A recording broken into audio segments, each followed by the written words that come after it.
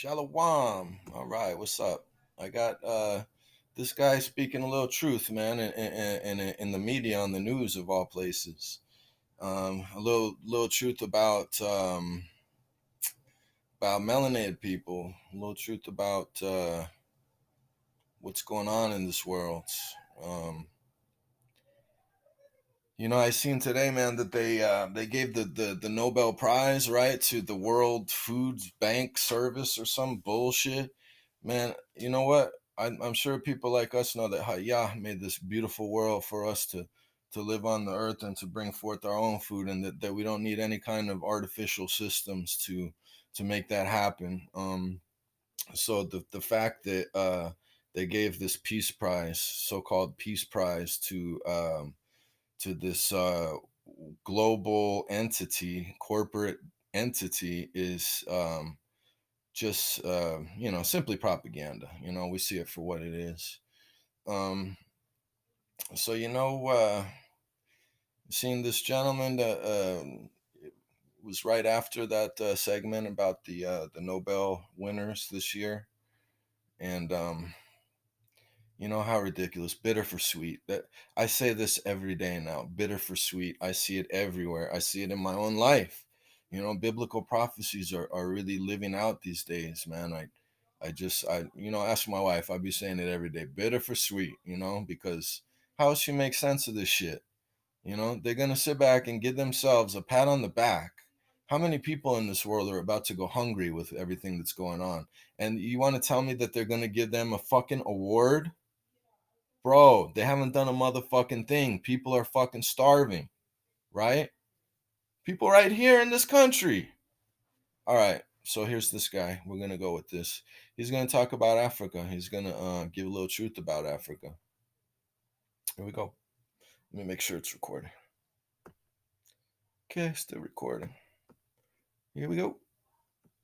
And so this means that people on the planet who are displaced, who formerly own land and produce for themselves, but have been displaced for banana plantations, for cocoa plantations, for tea plantations, for bioenergy plantations, and so on.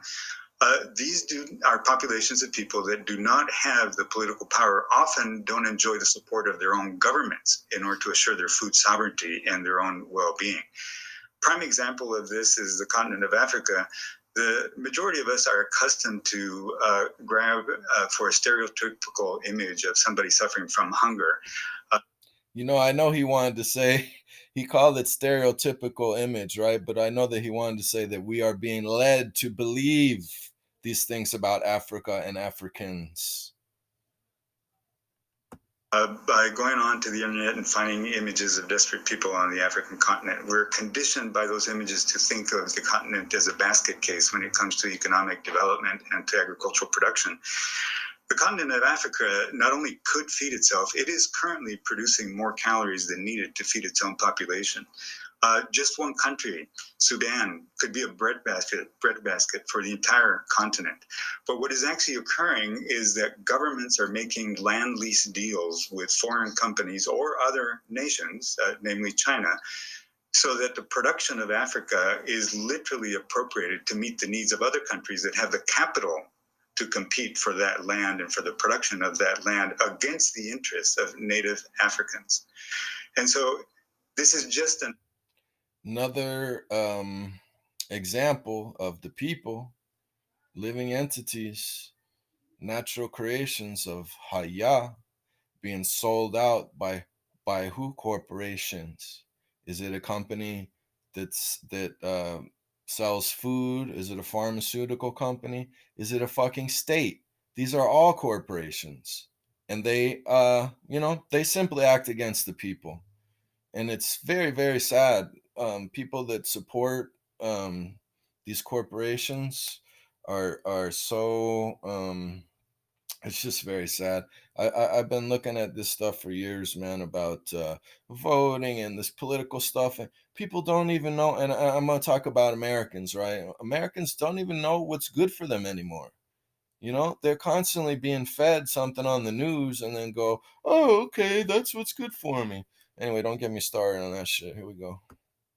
Another instance of the principle that I keep repeating, that hunger does not just happen to people. It isn't just that climate change has occurred. It isn't just that there's been a temporary catastrophe such as a typhoon, a hurricane. It is that we deliberately make decisions to deprive other folks of the factors of production that they require to take care of one of their prior needs, which is to provide for their nourishment. So it's a matter.